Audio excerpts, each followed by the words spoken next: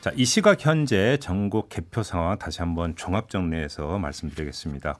개표율 99.8%를 기록을 하고 있는데요.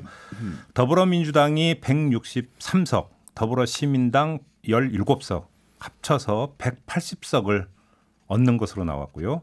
미래통합당 84석, 미래한국당 19석, 합쳐서 103석을 얻는 것으로 나왔습니다.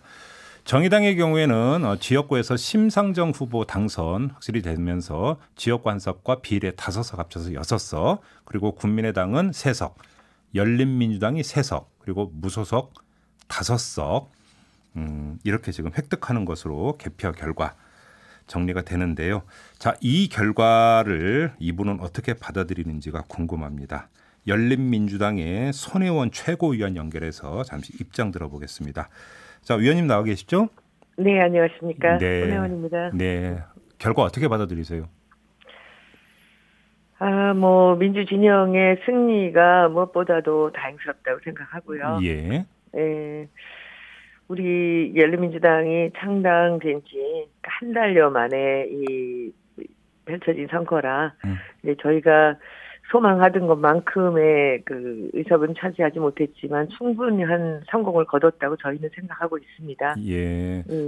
우리가 잘했던 것들을 보면 일단은 민주적인 선명성을 내세워서 이 새로운 실험을 했던 것이 이제 가장 중요했고요. 네. 그리고 두 번째는 아마도 이번 총선에 있어서 이 민주 시민들의 관심을 불러놓으면서 이 선거의 그 참여율을 높인 것에 우리 열린민주당이 큰 역할을 하지 않았나라는 생각을 합니다. 네. 그리고 이 민주진영의 성공에서 우리가 이제 뭐든 할 수 있는 그런 상황을 만들어낸 것으로 우리의 아쉬움을 충분히 떨쳐버릴 수 있다고 생각을 합니다. 예, 지금 그 최고위원님의 말씀에 그럼에도 불구하고 아쉬움은 묻어나오는 것 같습니다. 저만의 느낌인지는 잘 모르겠습니다만. 물론 아쉬움이 있죠. 네. 후보들이 너무 아쉽고요. 네.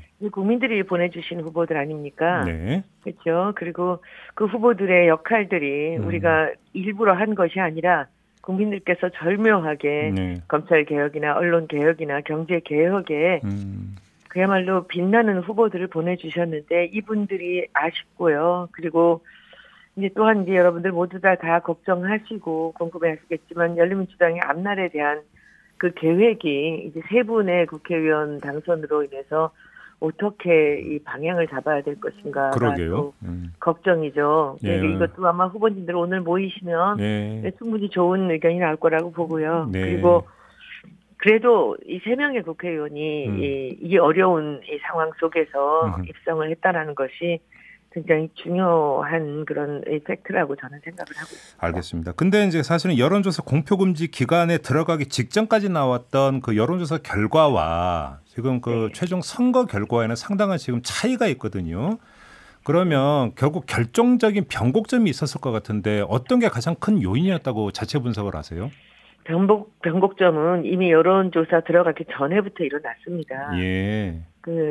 이제 열린민주당에 대해서 좀 도에 지나치게 경계를 하는 그런 이제 여러 그 활동들에 의해서 올라가던 그 지지율이 꺾어지는 순간에부터 저는 좀 우려를 했었고요. 예. 이제 그 힘을 막지 못하고 여기까지 온 게 아닌가라고 생각을 합니다. 네. 그러나 지금 잘 아시겠지만 아주 오래된 당들조차도 이 3% 안에도 들어오지 못한 당들이 수도 없이 많지 않습니까? 네네. 그렇죠?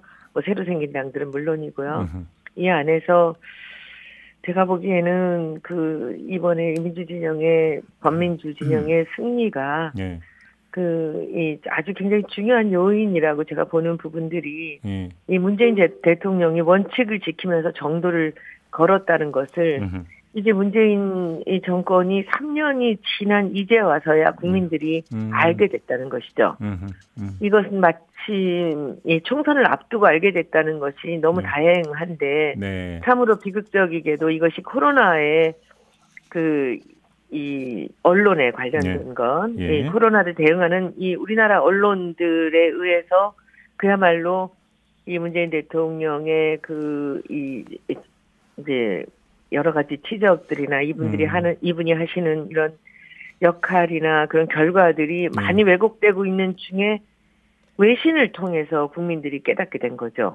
예, 외신들에 의해서 외신들이 다시 들어오면서 이 가짜 뉴스라든지 네. 국내 언론들에 의해서 왜곡되고 있던 이 문재인 대통령에 대한 평가가 네. 국민들에게 있어서 다시 이 제대로 된 평가가 일어나고 있었다는 것이 저는 정말 다행이었다고 계속 알겠습니다. 생각을 하고 있었고요. 민주당의 승리가 예, 이런 문재인 대통령의 그 지지율로 그냥 반영됐다라는 것이 저희가 갖고 있는 큰 아쉬움들도 저는 극복할 수 있을 정도로 잘 된 일이라고 생각합니다. 뭐 최고위원님 입장에서는 뭐 기억을 더듬는 게 좀 뭐 그렇게 유쾌한 과정이 아닐 거라는 걸 저도 알고 있습니다만 그럼에도 불구하고 네. 확인차 요거 한 번만 확인하고 다음 주로 넘어갈게요. 그러니까 마지막에 네네. 터져 나온 정봉주 최고위원의 이른바 막말 방송이 상당히 영향을 많이 미쳤다라는 일부의 분석도 있는데요. 동의하세요? 그렇지 않습니다. 그보다 훨씬 더 먼저 네.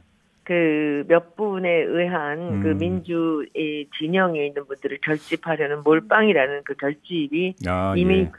이 조짐을 시작했고요. 네, 많은 분들이 이 민주당의 그 어떤 이 과반에 대한 그 열망을 갖고 결집한 부분이기 때문에 네. 그 부분은 그런 식으로 볼 그럴 장면은 아니라고 봅니다. 네, 조금 전에 이제 그 최고위원님께서 이제 그 열린민주당의 앞날에 대해서 이제 잠깐 언급을 해주셨는데요. 자, 크게 세 가지 그 길이 있는 것 같습니다. 열린민주당 그러니까 그냥 독자 생존의 길이 있을 수가 있을 것 같고요. 두 번째는 민주당하고 합치는 어떤 방식이 하나가 있을 수 있을 것 같고 세 번째는 선거 과정에서 저희 인터뷰를 통해서도 한번 여러분께 여쭤본 시나리오 가운데 하나가 더불어시민당과 함께 제3원내 교섭단체를 일단 꾸려가지고 공수처 설치에 어떤 순풍을 불게 하는 시나리오가 있을 수 있다. 이것도 이제 제기가 되는 것 같은데 네네. 어느 쪽이 가장 좀 그 유력하다고 봐야 될까요?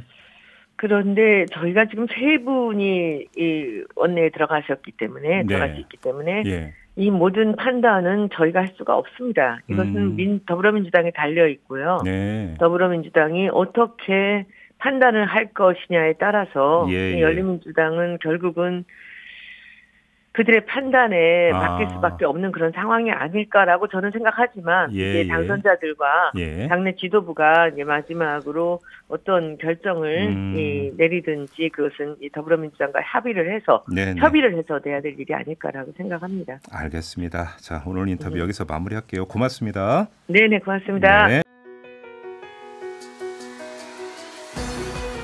이슈의 핵심을 꿰뚫는 예리한 시선. 믿고 듣는 진품 시사 김종배 시선 집중.